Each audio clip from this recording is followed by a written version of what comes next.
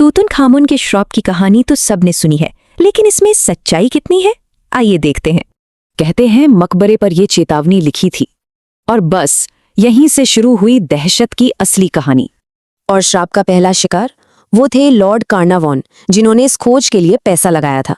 हुआ बस इतना कि गाल पर एक मच्छर ने काटा, शेविंग से वो घाव बढ़ा और जानलेवा बन गया। और सबसे अजीब बात, जिस पल उनकी मौत हुई पूरे काहिरा शहर की बिजली चली गई। यही नहीं, हजारों मील दूर इंग्लैंड में ठीक उसी वक्त उनके कुत्ते सूजी ने भी दम तोड़ दिया। तो आखिर ये सब शुरू कहाँ से हुआ, इसके लिए चलते हैं कुछ महीने पीछे, नवंबर 1992 में। आर्कियोलॉजिस्ट हॉवर्ड कार्टर सालों की खोज के बाद लगभग हार मान चुके थे जब उन्हें रेत में दबी एक सीढ़ी मिली।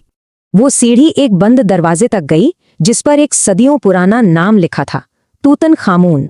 कार्टर ने एक छोटा सा छेद बनाया और जब अंदर झांका तो उनके मुंह से निकले वो मशहूर शब्द। मकबरे के अंदर 3000 साल से बंद एक बेशकीमती खजाना था। वाकई अद्भुत चीजें थीं, पर इस बेमिसाल खोज के साथ ही मौतों और अजीब घटनाओं का एक डरावना दौर शुरू हो गया। जैसे कि कार्टर के पालतू पक्षी को एक कोबरा ने खा लिया, कोबरा जो फिरौन की शाही ताकत का प्रतीक था। लॉर्ड कार्नावॉन की मौत तो बस एक शुरुआत थी, इसके बाद तो जैसे मौतों की झड़ी लग गई। सिर्फ 6 साल के अंदर इस खोज से जुड़े 22 लोगों की रहस्यमयी मौत हो गई थी। और सबसे डरावनी बात, तूतनखामुन की मम्मी के गाल पर भी ठीक उसी जगह एक घाव का निशान मिला। तो क्या श्राप सच था? सबूत तो यही कहते हैं, या फिर इन सब के पीछे कोई और वजह थी? चलिए अब इस कहानी से मीडिया की बनाई परतों को हटाते हैं और सच्चाई को देखते हैं।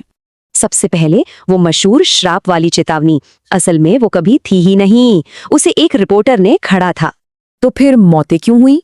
वैज्ञानिकों को मकबरे में एक खतरनाक फंगस मिला जो जानलेवा साबित हो सकता था। और जरा देखिए, हर अलौकिक घटना के पीछे एक बिल्कुल साधारण असल वजह मौजूद थी। बल्कि एक स्टडी के मुताबिक मकबरे में घुसने वालों की औसत उम्र उस दौर के हिसाब से सामान्य ही थी।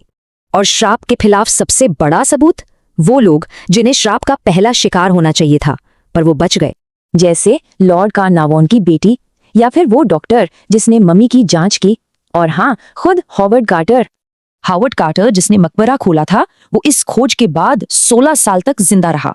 जब भी उनसे श्राप के बारे में पूछा जाता, उनका जवाब सीधा और सरल होता था, मैं तो अभी जिंदा हूं। तो ये कहानी किसी श्राप की नहीं थी, ये कहानी थी एक भूले बिसरे राजा के इतिहास में फिर से जिंदा होने की।